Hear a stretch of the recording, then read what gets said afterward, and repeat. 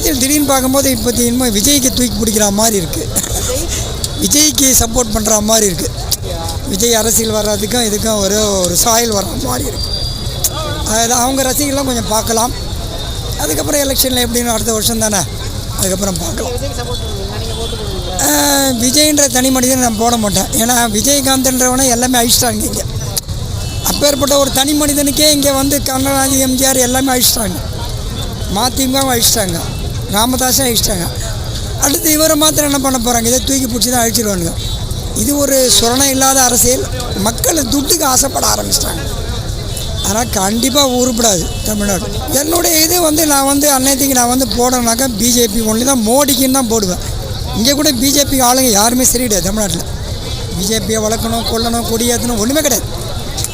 மோடின்ற கேரக்டருக்கு போடுவேன், அவ்வளோதான். மற்றபடி விஜய்க்கு போட, ஏன்னா எல்லாமே கவுத்துட்டாங்க.